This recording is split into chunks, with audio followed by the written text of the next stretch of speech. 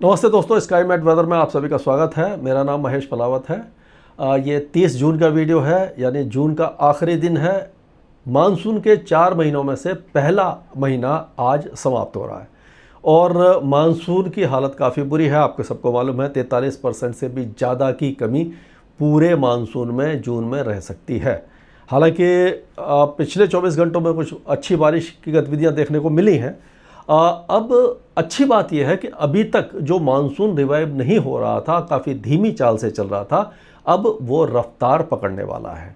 और उसका कारण है कि वेदर सिस्टम एक के बाद एक बनने वाले हैं। एक साइक्लोनिक सर्कुलेशन जो उत्तर प्रदेश पर आप देख रहे हैं, गंगा के मैदानी क्षेत्रों में ट्रफ रेखा है। एक साइक्लोनिक सर्कुलेशन पाकिस्तान के ऊपर है। तो अब क्या हो रहा है कि जो मानसून सर्ज है पश्चिमी तट से, वो काफ़ी तेज़ी से आ रही है, जिसके कारण क्या होगा, मुंबई में मानसून रिवाइव हो चुका है। मुंबई में झमाझम बारिश है। तो आप देखेंगे ये पूरा जो पश्चिमी तट है, ये पूरा इलाका बहुत अच्छी बारिश देखने वाला है।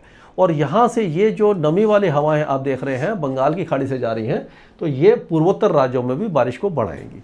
अब क्या होगा कि ये जो साइक्लोनिक सर्कुलेशन आप देख रहे हैं उत्तर प्रदेश पर, तो ये अंदर की तरफ आएगा, एक नया साइक्लोनिक सर्कुलेशन यहाँ पर बन जाएगा।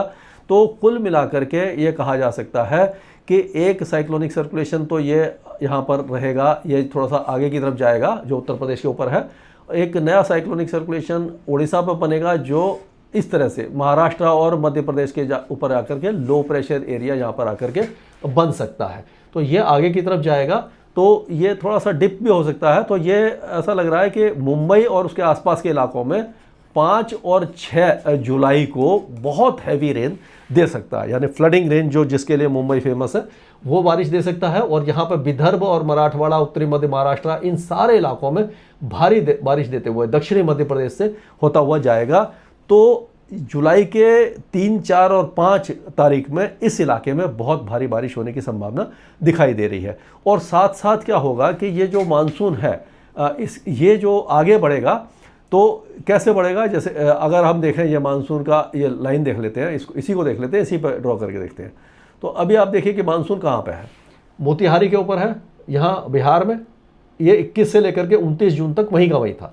और यहाँ पर भी आप देखेंगे कि ये केवल ये दक्षिणी गुजरात तक ही आया है। तो यूजुअली क्या होता है कि ये देखिए, अगर इसको मैं दिखाऊँ, आपको डेट दिखाऊँ, तो ये देखिए 25 जून तक ये यहाँ तक आ जाता है, यानी पूरा इस इलाके को कवर कर लेता। और आज 30 जून है, तो 30 जून में आप देखें कि पूरा उत्तर भारत कवर हो गया और केवल आपका ये पश्चिमी पंजाब, पश्चिमी हरियाणा और पश्चिमी राजस्थान रह जाता है 30 जून को। लेकिन अभी मानसून काफ़ी पीछे है।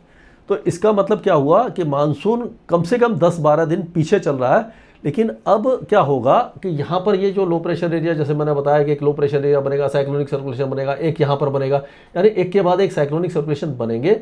और ये मानसून जो है वो 1 तारीख तक ऐसा लग रहा है कि यहाँ से ये उत्तराखंड तक पहुँच जाएगा।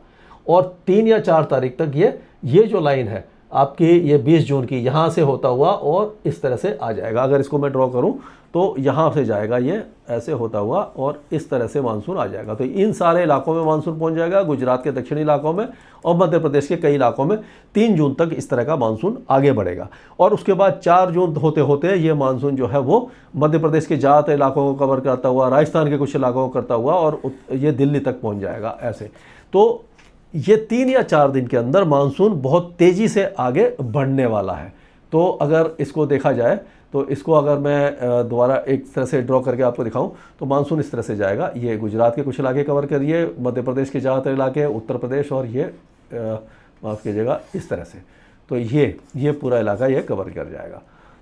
तो इसको हटा देते हैं। तो ये देखिए, तो मध्य प्रदेश पूरा कवर हो गया, उत्तर प्रदेश लगभग आधा से ज़्यादा कवर हो गया, पंजाब, हरियाणा और पश्चिम ये जो हिमालय वगैरह हो गया, और ये दिल्ली तक मानसून पहुंच जाएगा। और यहाँ साउथ ईस्ट राजस्थान और गुजरात के कुछ इलाकों को कवर कर जाएगा। ये जो पश्चिमी राजस्थान और उत्तरी गुजरात वही रह जाएगा। और उसको थोड़ा तो मतलब 2-4 दिन के बाद वहाँ पर भी मानसून पहुँच जाएगा, लेकिन बहुत ज़्यादा झमाझम बारिश नहीं दे पाएगा। तो अब अगर वेदर देखें आज का 30 तारीख का, तो इसमें आप देखिए कि ये जो साइक्लोनिक सर्कुलेशन है थोड़ा सा और आगे बढ़ेगा। और ये जो हवाएं हैं, ये देखिए अब ये उत्तर प्रदेश के तराई के इलाकों तक ये पूर्वी हवाएं आना शुरू हो जाएंगी। यहाँ से जो पश्चिमी हवाएं हैं, ये जो अरब सागर से आ रही है, यहाँ से भी ये इस तरह से नमी लेकर के आएंगी। तो क्या होगा कि ये जो नमी वाली हवाएं हैं, यहाँ पर ये साइक्लोनिक सर्कुलेशन इधर पर इस जगह पर आ गया, तो इससे क्या होगा, ये यहाँ पर आ गया, और एक तो ये देखिए यहाँ से ये नमी वाली हवाएं इधर से आ रही हैं और इधर से ये घूम करके नमी वाली हवाएं ये पहुँच रही हैं, ये यहाँ से ये बंगाल की खाड़ी से। तो इन सारे इलाकों में उत्तर प्रदेश और उत्तराखंड में मानसून के आगे बढ़ने की राह आसान हो जाएगी। तो आज जो बारिश की गतिविधियां हैं वो पहाड़ों पर तो बहुत ज़्यादा हल्की होगी, लगभग ना के बराबर आप कह सकते हैं, लेकिन पंजाब, हरियाणा, दिल्ली और पश्चिमी उत्तर प्रदेश के कुछ इलाकों में शाम के समय धूल भरी आंधी चलेगी और तेज़ हवाएं चलेंगी और एक दो इलाकों में गरज और चमक के साथ हल्की बारिश हो सकती है। यानी मौसम में कुछ बदलाव दिखाई देना शुरू हो जाएगा। पूर्वी उत्तर प्रदेश में बारिश शुरू हो जाएगी, बिहार के कई इलाके, झारखंड, पश्चिम बंगाल ये और पूर्वोत्तर राज्य, बारिश इन इलाकों में जो नहीं हो रही थी वो बढ़ना शुरू हो जाएगी। उड़ीसा से लेकर के छत्तीसगढ़ और मध्य प्रदेश के कई इलाके बारिश देखेंगे। पश्चिमी तट पर मूसलाधार बारिश होगी। मुंबई से लेकर के केरल तक लगातार बारिश की गतिविधियां रहने वाली हैं। अब अगर 1 तारीख की बात करें तो 1 तारीख में आप देखिए कि ये हवाएं जो हैं वो ये पूरे उत्तराखंड तक आ रही है, यानी ये पूर्वी हवाएं हिमाचल और उत्तराखंड तक पहुंच गई और यहाँ से भी हवा आ गई। यानी दोनों तरफ से जब हवा आएगी तो क्या होगा कि 1 तारीख होते होते हमें उम्मीद है कि मानसून हो सकता है 1 तारीख की शाम तक या 2 तारीख तक उत्तराखंड और उत्तर प्रदेश के ज़्यादातर इलाकों को कवर कर जाएगा। और ये जो यहाँ पर एक वेदर सिस्टम बनना शुरू हो जाएगा तो छत्तीसगढ़ के दक्षिण इलाके, तेलंगाना के कुछ इलाके और विदर्भ के कुछ इलाकों में बारिश तेज हो जाएगी। केवल पश्चिमी राजस्थान और गुजरात के कुछ इलाके रह जाएंगे और बाकी सभी इलाकों में दिल्ली सहित पंजाब, हरियाणा, उत्तराखंड, हिमाचल प्रदेश सभी इलाकों में बारिश की गतिविधियां शुरू हो जाएंगी। अब अगर हम 2 तारीख पे चलते हैं, अब सीधे चलिए, ये आ गया अपना 30, 1 और 2 तारीख होते होते आप देखिए ये वेदर सिस्टम यहाँ पर आ गया। यहाँ पर एक वेदर सिस्टम बन रहा है, ये देखिए यहाँ पर ये एक तरह से लो प्रेशर एरिया आप कह सकते हो बन जाएगा। एक साइक्लोनिक सर्कुलेशन ये बन रहा है और एक साइक्लोनिक सर्कुलेशन ये बन गया, यानी कि 3 वेदर सिस्टम बन गए। एक cyclonic circulation, low pressure area, cyclonic, यानी एक लाइन बन जाएगी और एक के बाद एक बार वेदर एक्टिविटी आएगी। तो विदर्भ में ये आप कह सकते हैं कि 2 तारीख को भारी बारिश होगी और ये धीरे धीरे 3 तारीख होते 4 तारीख होते हुए मुंबई तक पहुंच जाएगी। तो आप देखिए पूरा पूर्वी भारत और यहाँ तक कि उत्तर भारत, यानी आप देखेंगे हिमाचल और उत्तराखंड में बारिश की गतिविधियाँ बढ़ जाएंगी 2 तारीख होते होते। और उस समय दिल्ली एनसीआर के साथ साथ पंजाब, हरियाणा, उत्तर प्रदेश, यहाँ तक कि पूरा छत्तीसगढ़, मध्य प्रदेश और पूर्वी राजस्थान और गुजरात के कई इलाके बारिश देखना शुरू कर देंगे। तो ये मानसून को बहुत तेज़ी से आगे लेकर के जाने की संभावना हमें दिखाई दे रही है। अगर हम पहाड़ों की बात करते हैं तो पहाड़ों पर अब देखिए कि बारिश की गतिविधियाँ आज नहीं होगी, कल नहीं होगी, लेकिन 2 तारीख से पहाड़ों पर बारिश शुरू हो जाएगी और 3-4 तारीख तक काफ़ी अच्छी बारिश रहने वाली है। अब यानी जम्मू कश्मीर वगैरह में और लद्दाख में भी बारिश की गतिविधियाँ 2 और 3 तारीख, 4 तारीख को अच्छी होंगी। हिमाचल प्रदेश में भी झमाझम बारिश यानी लैंडस्लाइड, मडस्लाइड की संभावना फिर से बनना शुरू हो जाएगी। धौलाधार हिल से लेकर के धर्मशाला और जो आपका नाहन और जो सोलन है, ऊना है, ये सारे इलाकों तक बारिश की गतिविधियाँ आ जाएंगी। अब उत्तराखंड में भी जो आपका देहरादून, मसूरी, देहरादून से लेकर के हरिद्वार, गढ़वाल, नैनीताल, उधम सिंह नगर, ये सारे इलाके अच्छी बारिश देखेंगे। और निचले इलाकों में खास करके आप देखेंगे देहरादून, हरिद्वार जो है, ऋषिकेश वगैरह में काफ़ी तेज़ बारिश की संभावना नज़र आ रही है 2, 3 और 4 तारीख को। अब पंजाब की बात करते हैं तो पंजाब में आज कहीं कहीं पर गरज चमक के साथ बौछारें होंगी।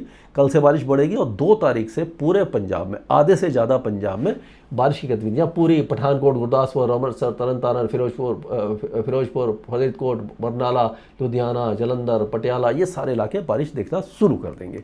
उसी तरह से हरियाणा और दिल्ली में 1 तारीख की शाम से बारिश शुरू हो जाएगी और 2 तारीख को पूरा हरियाणा बारिश देखेगा। अच्छी बारिश होगी, मौसम सुहावना हो जाएगा और गर्मी, जो उमस भरी गर्मी है दिल्ली एनसीआर में, उससे भी राहत 2 तारीख से मिलना शुरू हो जाएगी और उसके 1-2 दिनों के अंदर मानसून भी पहुंच जाएगा। अब उत्तर प्रदेश की बात करते हैं तो उत्तर प्रदेश में मानसून पहले तो इसी तरह से आएगा, आगे की तरफ बढ़ेगा। ये 1 तारीख तक कह लो, 1 या 2 तारीख तक ये उत्तराखंड तक पहुंच जाएगा। उसके बाद जो मानसून की गतिविधियां हैं 3 या 4 तारीख तक पूरे उत्तर प्रदेश को कवर कर जाएंगी। तो मान के चलिए कि आज और कल मतलब 2 दिन का इंतजार है, उसके बाद मानसून की झमाझम बारिश आपको दिखाई देगी। बिहार का जो ज़्यादातर इलाका सूखा पड़ा हुआ था वहाँ पर भी अगले 2-3 दिनों के दौरान अच्छी बारिश है। बिहार के ज़्यादातर इलाके बारिश देखेंगे, झारखंड के ज़्यादातर इलाके, पश्चिम बंगाल और पूर्वोत्तर राज्यों में सभी जगह पर अच्छी बारिश की संभावना नज़र आ रही है। लेकिन राजस्थान में अभी भी जो 2 तारीख तक अगर देखेंगे हम, तो गंगानगर हनुमानगढ़ से लेकर के चुरू, झुंझुनू, सीकर, अलवर, भरतपुर, धौलपुर, करौली, दौसा, जयपुर, अजमेर, नागौर, भीलवाड़ा, चित्तौड़गढ़, प्रतापगढ़, बांसवाड़ा, कोटा, बूंदी, बारां, टोंक, ये जो इलाके हैं यहाँ पर तो बारिश आ जाएगी। लेकिन बीकानेर के जो पश्चिमी इलाके हैं, जोधपुर, जैसलमेर, बाड़मेर और जालौर और हो सकता है पाली, ये जो इलाके हैं ये अभी भी सूखे रह जाएंगे। मध्य प्रदेश में जो बारिश की गतिविधियां हैं वो अब धीरे धीरे बढ़ेंगी और 2 दिन के अंदर हम देखेंगे कि पूरा मध्य प्रदेश बारिश से सराबोर हो जाएगा और अच्छी बारिश होगी और मानसून जो है मध्य प्रदेश में तेज़ी से आगे बढ़ेगा। पूरा छत्तीसगढ़ जो है वो कवर हो जाएगा। अब 1 और 2 तारीख से आप पूरे छत्तीसगढ़ में अच्छी बारिश देखेंगे। उसी तरह से उड़ीसा भी उड़ीसा के हर ज़िले में अच्छी बारिश आज ये कल से ही शुरू हो जाएगी। और उसके बाद गुजरात की अगर बात करते हैं तो गुजरात में भी हमें लग रहा है कि मानसून थोड़ा आगे बढ़ेगा। यहाँ देवभूमि द्वारका से लेकर के जूनागढ़ और पोरबंदर, गिर सोमनाथ, अमरेली, भावनगर, वलसाड़, नवसारी, सूरत, तापी, यहाँ तक कि महिसागर, दाहोद, पंचमहल, खेड़ा, अहमदाबाद, गांधीनगर, बोटाड, भावनगर, ये सारे इलाकों में बारिश आ जाएगी। हो सकता है समरकंथा के कुछ इलाके बारिश देखें, लेकिन महेसाना, बनासकांठा, पाटन और कच्छ यहाँ पर और लंबा इंतजार हो सकता है। महाराष्ट्र में अब बारिश की गतिविधियाँ बहुत ज़्यादा तेज होने वाली हैं। अगर देखा जाए तो विदर्भ के कई इलाके अगर देखें, नागपुर, भंडारा, वाशिम, चंद्रपुर, अमरावती, अकोला, बुल्ढाना, जलगांव, नासिक, संभाजीनगर, जलना, अहिल्याबाई नगर, थाने, ये सारे इलाकों से होकर के वेदर सिस्टम आएगा। यहाँ पर मूसलाधार बारिश होगी। मुंबई से लेकर के सिंदूर, रत्नागिरी और गोवा तक भी तेज बारिश की संभावना नजर आ रही है। तेलंगाना में भी बारिश की गतिविधियां अब बढ़ने वाली हैं। पूरे तेलंगाना में अच्छी बारिश होगी। उत्तरी तेलंगाना, आदिलाबाद वगैरह में भारी बारिश होगी। कोस्टल आंध्र प्रदेश में अच्छी बारिश होगी, लेकिन रायलसीमा में बारिश कम होगी। कर्नाटक के तटीय इलाके भारी से अति भारी बारिश देखेंगे। पूरे कर्नाटक में बारिश होगी। अंदरूनी इलाकों में हल्की से मध्यम बारिश होगी। केरल में भी झमाझम बारिश है, लेकिन तमिलनाडु के जो अंदरूनी इलाके बारिश देखेंगे कोस्टल एरियाज में कम होगी। लक्षद्वीप और अंडमान और निकोबार द्वीपों में भी बारिश अच्छी देखेंगे। कुल मिलाकर के मानसून के लिहाज से अच्छी खबर है। मानसून अब देर से ही सही, लेकिन अब छलांगे भरता हुआ आगे जाएगा और पूरे भारत को बारिश देगा। स्काई बेट वेदर में अभी के लिए इतना ही।